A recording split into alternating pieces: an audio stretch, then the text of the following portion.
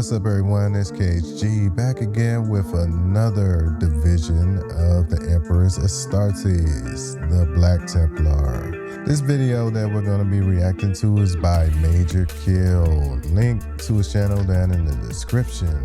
Well, I don't know much about the Black Templar, so hopefully this is entertaining and informative. Anyway, let's get into the video. Alright. G'day guys and gal. Zeal, determination, camaraderie, and bravery are words you would usually associate with a war hero or an overexcited Catholic priest, not a bunch of oversized demigod super soldiers who are so fervently naive and ignorant that they cannot comprehend why Xenos and heretics don't simply realize how disgusting they are and jump on their own swords. To be fair, one thing they do have in common with excited Catholic priests is their ability to exploit loopholes to relieve frustration. One is able to relieve themselves through a never-ending crusade, and the other is able to find relief by hanging out in a kindergarten. No chapter loves melee so much and wipes their ass with the Codex Astartes more than our boys in black. They're so unique in so many ways, hence why they're a fan favourite. For example, they're one of the only Space Marine chapters that furiously pleasure themselves through the concept of the Emperor being a god, and not just a very overpowered psyker. Ironically, they actually despise psykers. Today we're going over everyone's favourite gloriously racist chapter. We'll look at the origins of the Black Templars as well as what brought about the Never-Ending Crusade they're currently partaking on. To top it off, we're going to check out some of their cooler characters and if their questionable mindset is more beneficial to the Imperium than it is harmful. Let's get into it. The Black Templars were not a part of the original 20 Space Marine legions, but were one of the many that came after the Horus Heresy ended, more specifically in the second founding.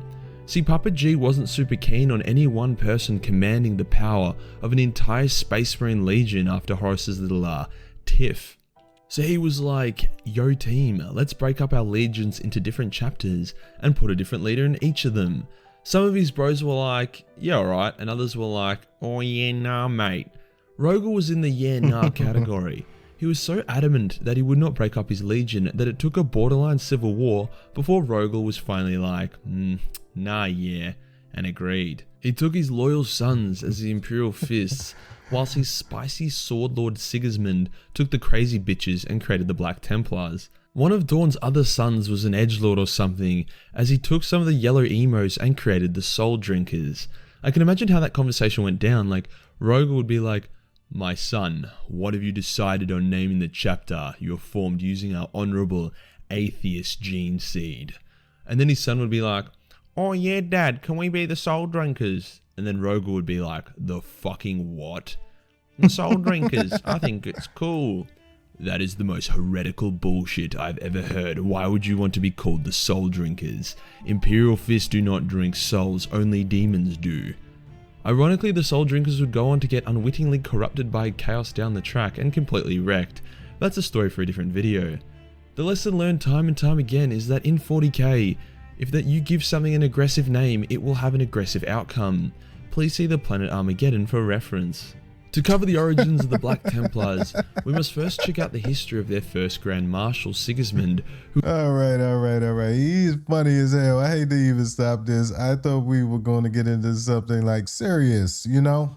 Something serious and informative. He is a comedy show within itself. Oh, man. I might have to revisit this. But yeah, Helbrecht got fucked up. Yeah. Who was so good with the sword that giving him a gun would likely have reduced his effectiveness in long-range combat.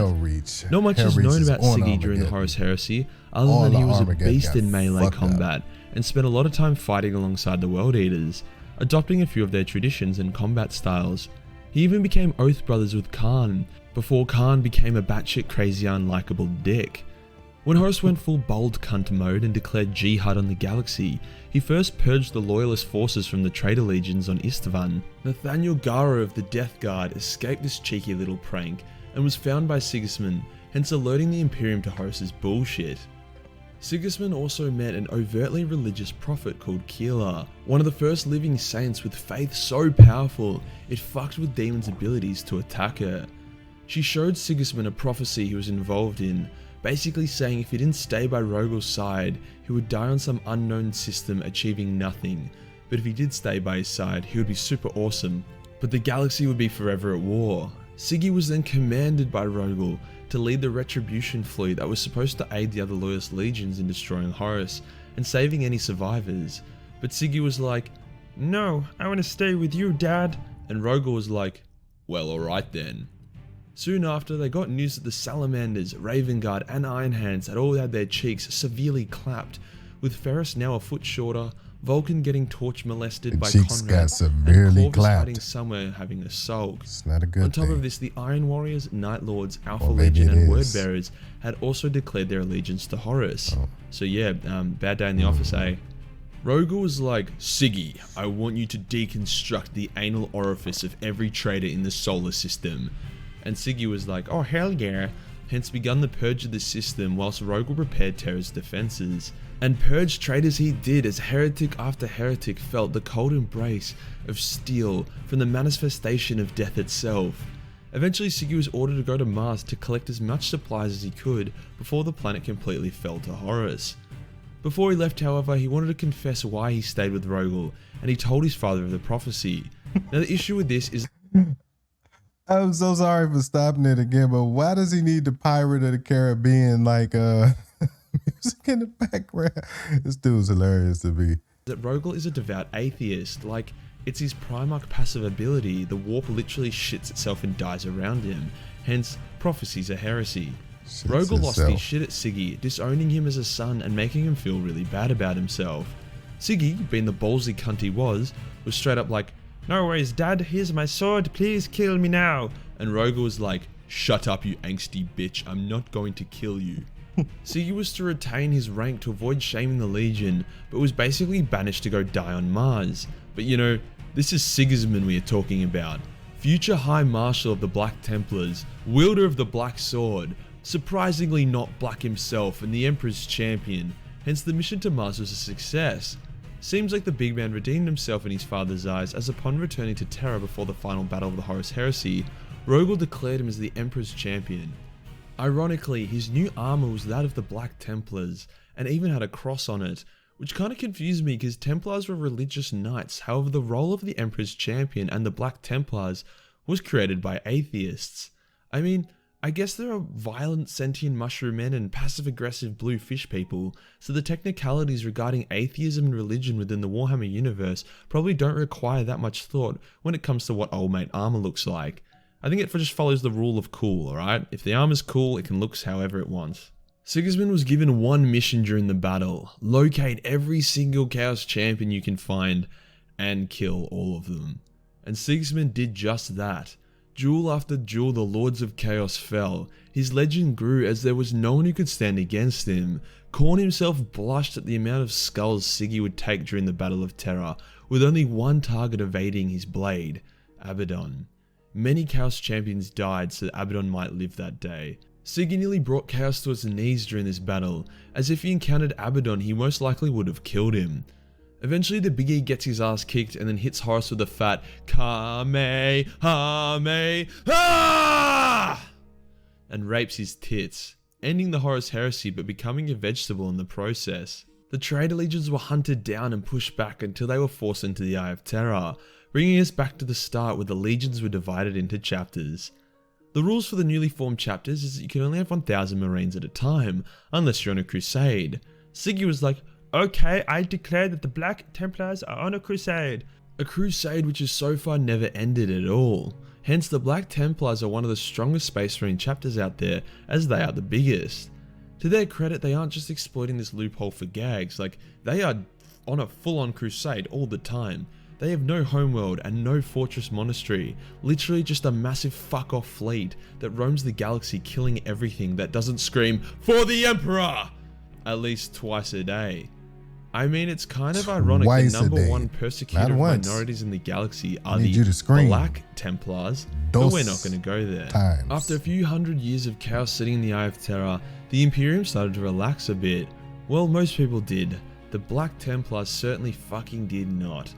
Eventually, Abaddon, the absolute failure of a man, begun his first of many crusades against the Imperium and were engaged in a battle with the Black Templars. Eventually Sigismund, now over 1000 years old, and Abaddon engage in a duel. Now Astartes can pretty much live forever, but they do slowly age and it does slow them down. Despite Abaddon being jacked up by chaos and kept youthful by the warp spaghetti, he could still not overcome Sigismund.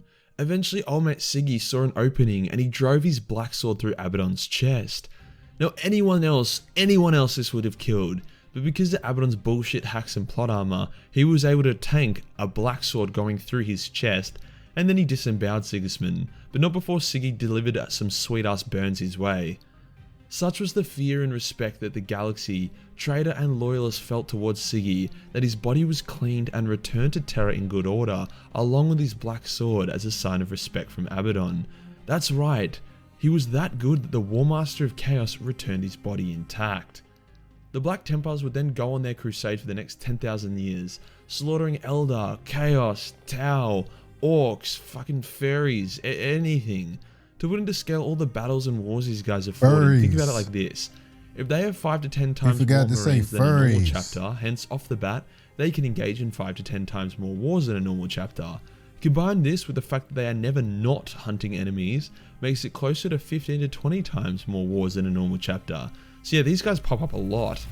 Due to their zealous rage and founding, the Templars ended up becoming hyper-religious in service to the Emperor, which was actually quite rare among Space Marines, who often adhere to the Imperial truth instead of the Imperial cult. I mean, like, they were called the Templars on a Never-Ending Crusade, so no shit they're going to be religious. This does kind of end up being a massive positive for the Black Templars, as they refuse to use Psykers, hence they don't have Psykers protecting them from other Psykers, hence their faith and willpower kind of makes up for it. The only Psykers they get along with are the Grey Knights, as they have never had a single Marine fall to Chaos, and they also have the Emperor's literal gene seed in them.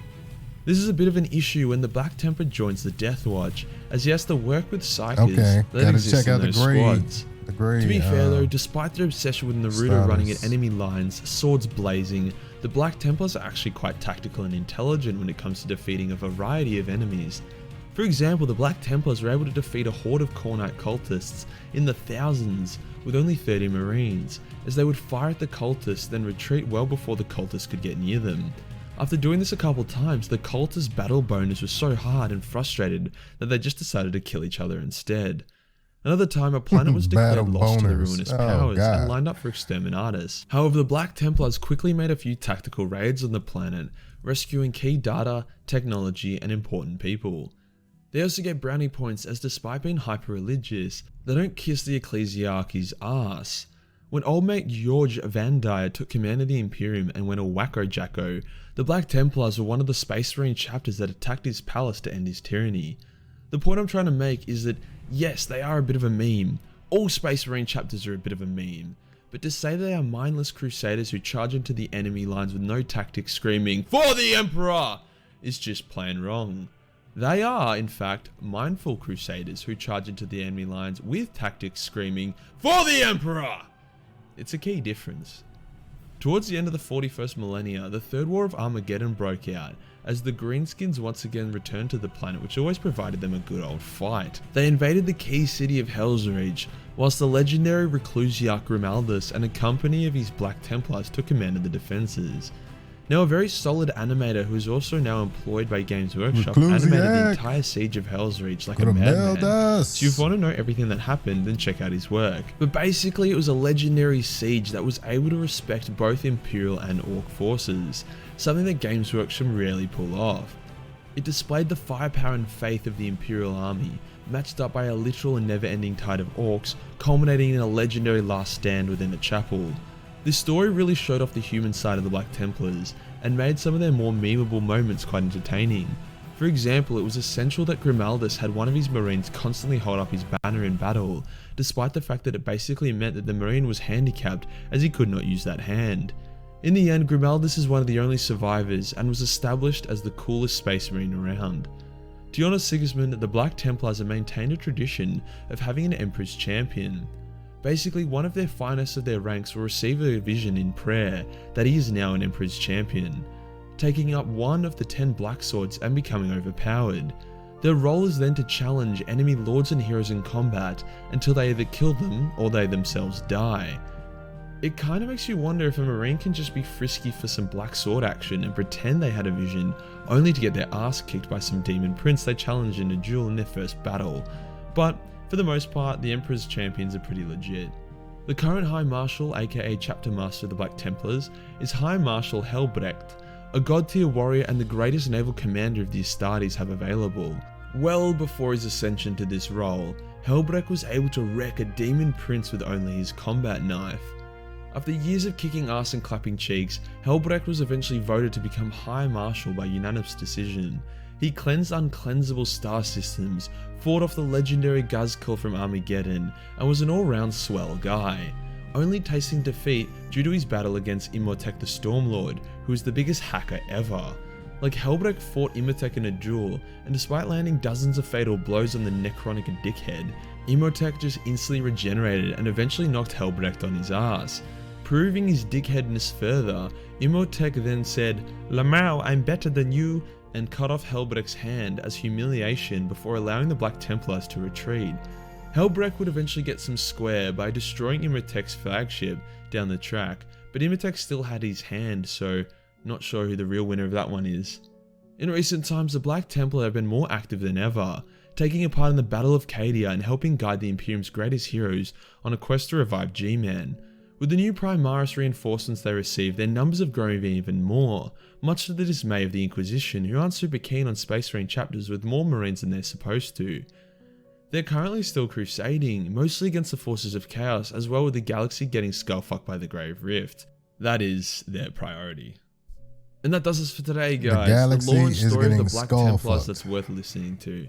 I'll be honest, these guys are now one of my favourite chapters, and I don't think a lot of people realise they have quite a lot of substance to them. The concept of Emperor's Champion is also really cool, and I'm keen to see what our white black boys get up to next. The hentai calendar is well into production with a number of the artworks completed. The quality has been amazing so far. Oh my god. You went too far. I would look upon this and call it heresy. Anyway, I hope y'all learned a lot about the Black Templars. I mean, I learned a lot. I mean, hey, they even showed my boy Grimeldus in there. A lot of things about clapping cheeks and stuff like that. You know, we have to find out whose cheeks really got clapped. But anyway, I like this guy. I'm do some more reactions on his videos, man. It's always good to be informative and funny. You know, those are one of the key things to any kind of public speaking. You could have been anywhere watching anything, but you were here with me, so I thank you. Till next time, I'm KHG. Peace. To the heretic, to the mutant, to the Xenos. Bend over. Your cheeks need to be clapped. And that's all I had to say about that. You need help.